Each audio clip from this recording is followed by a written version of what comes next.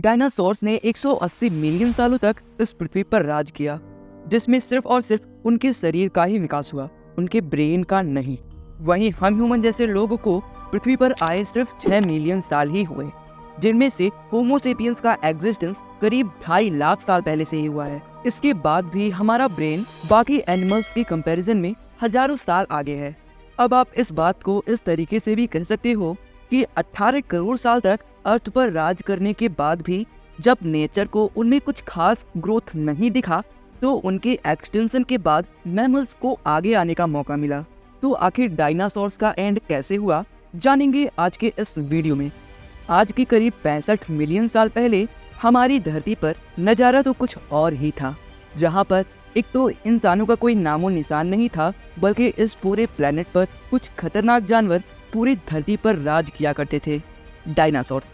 इन dinosaurs की कई हजार प्रजातियां थी, जिनमें से कुछ शाकाहारी थे तो कुछ मांसाहारी। वहीं कुछ डायनासोर्स पीसफुली रहना पसंद करते थे, तो कुछ डायनासोर्स हिंसक और खतरनाक प्रकृति के हुआ करते थे। दरअसल ये स्पीसीज अपने टाइम में काफी ज्यादा सक्सेस रही और इन्होंने करीब 180 मिलियन सालों तक इस पृथ्वी पर राज किया। तो आखिर ऐसा क्या हुआ कि अचानक इनका नामो निशान इस पृथ्वी पर से हमेशा के लिए द एंड हो गया। तो इसके लिए चलिए चलते हैं आज की करीब 6 करोड़ 50 लाख साल पीछे, कि आखिर इस नेचर ने हमें उभरने का मौका कैसे दिया। आज की करीब 65 मिलियन साल पहले धरती पर सब कुछ नॉर्मल चल रहा था।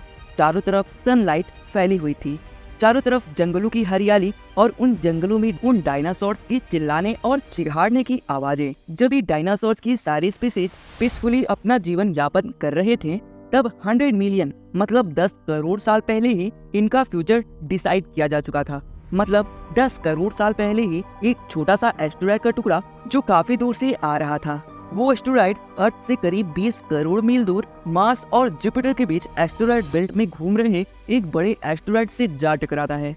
इस टकराव से उस एस्टेरॉयड का डायरेक्शन चेंज हो जाता है और वो मीटरॉयड एस्टेरॉयड बेल्ट से निकलकर सीधा अर्थ की ओर करीब 35,000 किलोमीटर पर आवर की स्पीड से बढ़ने लगता है। जब ये एस्टेरॉयड धरती से 3,84,000 किलोमीटर दूर था, तो शायद धरती पर से डायनासोर्स का एंड ना होता अगर ये एस्टेरॉयड मून से क्रैश हो जाता। बट शायद नेचर को कुछ और ही मंजूर था, इसलिए ये एस्टेरॉयड मून के काफी करीब से गुजरते हुए 40 किलोमीटर डायमीटर वाला 2 ट्रिलियन मेट्रिक टन का ये एस्टेरॉयड हर सेकेंड अर्थ की ओर बढ़ता जा रहा था।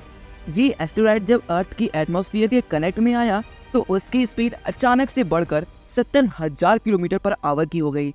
जैसे ही एस्टेरॉयड अर्थ के एनवायरनमेंट में एंटर किया, तो फ्रिक्शन से एक भयानक आग के गोले में तब्दील हो गया।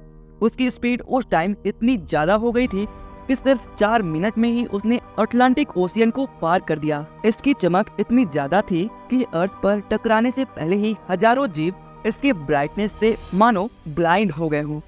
ये जीव भले ही एस्टेरॉयड को देख नहीं रहे थे, बट उसकी हीट को फील कर पा रहे थे। कुछ ही टाइम बाद वो एस्टेरॉयड मैक्सिको की खाड़ी पर अर्थ से आ टकराता है और करीब 35,000 डिग्री सेल्सियस की एनर्जी का इतना बड़ा एक्सप्लोजन होता है कि एक्सप्लोजन 10,000 हाइड्रोजन बॉम्ब के एक साथ फटने के बराबर था। टकराव वाली जगह पर 180 किलोमीटर चौड़ा और 20 किलोमीटर गहरा एक काफी बड़ा गड्ढा बन जाता है। उस टकराव की वजह से करीब 11.5 तीव्रता की अर्थक्वेक वेव जनरेट हो जाती है, जिससे बड़ी बड़ी सुनामी की लहरें उठने लगी। ज्वालामुखी भी सक्रिय हो जाते हैं, जिससे जगह जगह पर डायनासोर्स का विनाश शुरू होने लग जाता है और अर्थ का ग्रेटेस्ट डिस्ट्रक्शन अब स्टार्ट हो चुका था। इस डिस्ट्रक्शन में रेडिएशन इतना ज्यादा बढ़ चुका था कि इसकी करीब 800 किलोमीटर के दायरे में आने वाले सभी जीव जलकर राख की ढेर में तब्दील हो गए थे। इस तबाही में उड़ने वाले डायनासोर इस जमीनी खतरे से तो बच निकले, लेकिन ये तो एक महाप्रलय की शुरुआत मात्र थी। विस्फोट की वजह से जो मेटल, पत्थर और धूल के कण जो स्पेस में गए थे, ग्रेविटेशनल पुल के रीजन से ठीक 40 मिनट बाद आग के गोले के रूप में बरसने लग जाते हैं। साथ ही पीछे धूल का एक बहुत बड़ा तूफान करीब 6,000 किलोमीटर पर आवर की स्पीड से अर्थ की दूसरी तरफ मौत लेकर आ रहा था। ये धूल के बादल कई किलोमीटर मोटे थे, जिससे सनलाइट का अर्थ पर पहुंचना लगभग इम्पॉसिबल होता जा रहा था और अर्थ पर normal air temperature 100 degree Celsius हो जाने के कारण पेड़ पौधे भी जलकर खाक हो चुके थे।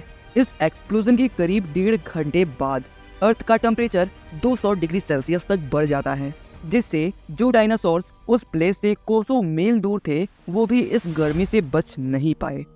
इस एक्सटेंशन इवेंट से 90% स्पीसीज खत्म हो जाते हैं और जो 10% धरती पर बच गए थे उनमें से भी वही आगे सरवाइव कर पाए जिनका वजन 30 किलोग्राम से कम था। अब भले ही इस ग्रेटेस्ट डिस्ट्रक्शन से डायनासोर्स का एंड हुआ जो गोल्डन अपॉर्चुनिटी की तरह उभर कर सामने आया, और वो स्पीसीज थी मैमल्स की, जिसका इनोवेशन होते होते ह्यूमन एग्जिस्टेंस में आए। ये एस्टेरॉयड जिससे डायनासोर्स का एंड हुआ, अर्थ की हिस्ट्री में उसे 5th एक्सटिंक्शन इवेंट का नाम दिया जाता है, और इसके बाद साइंटिस्ट मानते हैं कि 6th extinction event already start हो चुका है, जिसका रीजन है हम ह्यूमन, जिसे नाम दिया गया होलोजीन एक्सटिंक्शन इवेंट, क्योंकि कुछ सालों में जो इतनी तेजी से अलग अलग एनिमल की स्पीसीज एक्सटेंट होती जा रही हैं, जिसे बायोलॉजिस्ट ने इसे मास एक्सटिंक्शन का नाम दिया है। इस एक्सटिंक्शन के बाद मैमल्स के इनोवेशन होते होते हम ह्यूमन इस अर्थ की एग्जिस्टेंस में कैसे आए। अगर आपको इसका वीडियो देखना हो तो ज़्यादा से ज़्यादा लाइक और चैनल को सब्सक्राइब जरूर से कर दीजिएगा।